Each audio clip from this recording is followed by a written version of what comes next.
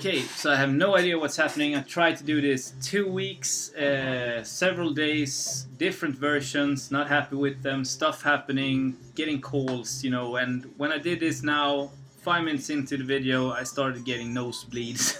It's just not meant to be that this video is recording. So this is a recent Vinyl Finds. I'm Jonas, this is Super Sister. Let's just get this video online. I'm gonna start with, in my opinion, the best one, Goblin, with Suspiria, as soundtrack to Dario Argento movie. One that is kind of hard to get nowadays, even the reissue, but I managed to get a great copy. There's a bunch of different pressings of this, a picture disc and a cover with still from the movie, but this was the one that I wanted. You can order this still from the distributor's homepage, but with shipping it's just insane money. So I wanted to earn a buck or two by finding this somewhere. So I contacted a store in south of Sweden that I visit maybe once every second month or something like that.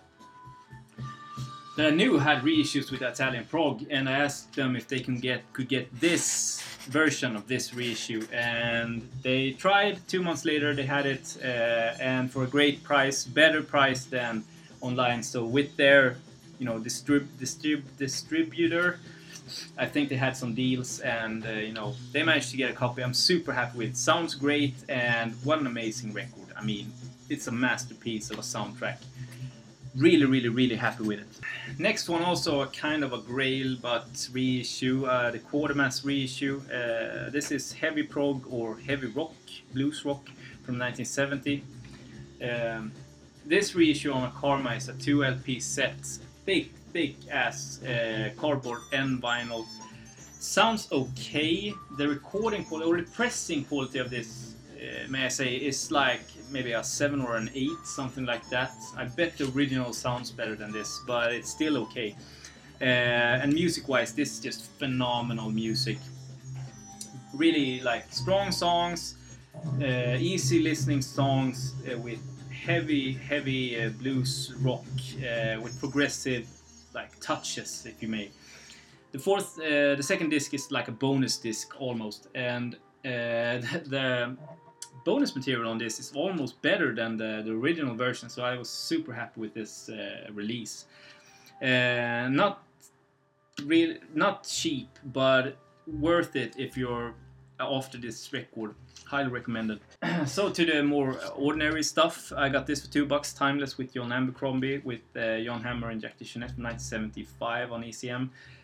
His first solo record, really good, highly recommended. One of my top ECM records in my collection, and his guitar playing reminds me a little bit of John McLaughlin, actually, with that airy kind of free sound that John McLaughlin has.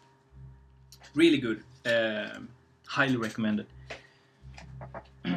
And another one that I was super happy about, Girls of Kilimanjaro or Phil de Kilimanjaro, with Miles Davis from 1968. So this is just between Miles in the Sky and In a Silent Way, and you can really hear the transition between the ordinary Miles and the electric period, where about half of the songs is electric and half of the songs are more traditional, if you may. I don't know if it's called post-bop, before the electric period. Please comment if you know. But yeah, and Ron Carter is on this playing bass, especially on the electric bass, especially on the title track, Phil de Kilimanjaro, and he does a great job. That bass line, I can't believe that it's not sampled. If it is, please let me know. But it's just so damn good. Wayne Shorter, Herbie Hancock, and Tony Williams on it too. Really good.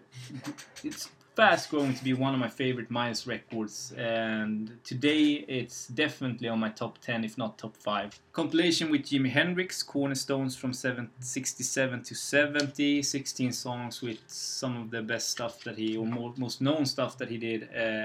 1990s record, got it for free. Cool to have in the background. Flimsy ass record. It's very thin, but still sounds great. So I don't know, magic. The Nice with Keith Emerson, a compilation record from 67 to 68. Just a comp with, I guess, maybe the first 2 records, some songs from there, and this was really, really, really good. Now, I don't like Emerson, Lake and Palmer that much. Some stuff is pretty good, but it's not my bag really.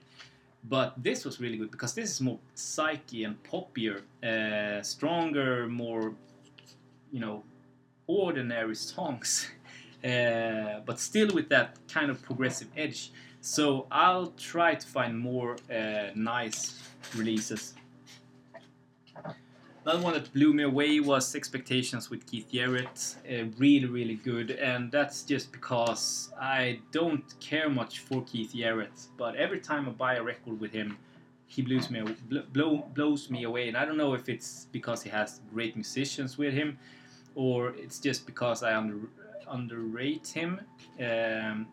Maybe it's the Köln record that I have some problems with. I don't know, but this was really, really good. I got it for a great price. So, Expectations, if you find 72, really good. Trade I did with LJ, Quicksilver, Messenger Service, Happy Trails from 68.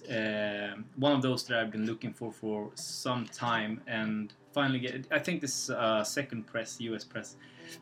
Finally have this on vinyl. I'm super happy. Just a classic American record. Psych, Southern Psych, maybe. You can label it as that. Really, really happy with that. Thank you so much, LJ. And this is the last one I think that I haven't shown that I got from LJ that I played now. Tim Buckley's Greetings from LA. Really, really good also. If you like Tim Buckley, this is a must-have.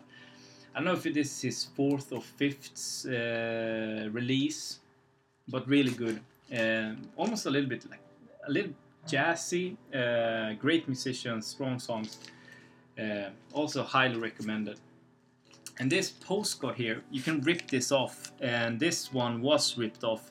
LJ told me, but I managed to put it there, and it stays, so I'm pretty happy with that. And I know that I think Rhino Records reissued this, or maybe it's Back on Black or something like that, one of those more known reissuing labels.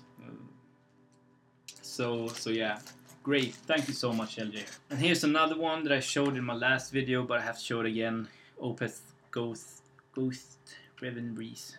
Opeth's Ghost Reveries. One of my favorite records of all time, definitely Opeth's best record in my opinion. Blends that kind of growl, heavy metal with those calmer folky prog moments. Blends that perfectly on this one. I got the black one, 2 LP sets, limited to 300 copies, but there's like 1,000 different colors with this, but I want the black one. Sounds great. It's just amazing sound quality on this one. Don't hesitate if you're somewhat of a fan of progressive music, don't hesitate, get it. And the last one, actually, a super duper grail of mine that I've wanted for ages, but I've been looking for this for maybe 3 years or something like that. Tages Studio. Tages is the Swedish version of Beatles, and just as Beatles, they started off with in the mid 60s by doing covers and stuff like that, writing their own material. Compared to Beatles in the beginning, they were not good, and I've actually talked with people that saw them back in the 60s when they played live, and everyone says that they were awful live, and their songs wasn't that strong, and as musicians go, it wasn't that good. But something happened in 1967. It's just like they sold their soul. 67, yeah, because when they did this record, everything was in line, They had written amazing songs. The singing was great, and as musicians, I don't know if it was the recording equipment or anything, but it sounded great. Awesome musicians. This is partly recorded in Abbey Road Studios, so it sounds amazing. The Swedish version of Sgt. Pepper. Everyone should hear this, and in my opinion, this is the best pop record ever recorded and released from Sweden. Pop record. This actually gives Sgt. Pepper a run for its money, in my opinion, because there's not a single song on here that's not good. It sounds great. They experiment with different channels and, you know, going back and forth. The stereo sound is amazing. So check it out. Tages Studio. You won't be disappointed. Every song is in English. You will understand. Amazing pop music. Listen to this. Now, I've been looking for this for 3 years, and it's always been like 50, 60, 70, 80 bucks. Because it's kind of hard to get nowadays. And I wouldn't buy it because I've seen copies for 40 bucks in the same condition. So I knew I could find it for 40 bucks, but I never did after that. So I haven't bought a copy. I found this for 10 bucks and I was so happy. So I looked at it, it had a tear. I could live with that for 10 bucks until I find my copy, you know, the great copy for a great price.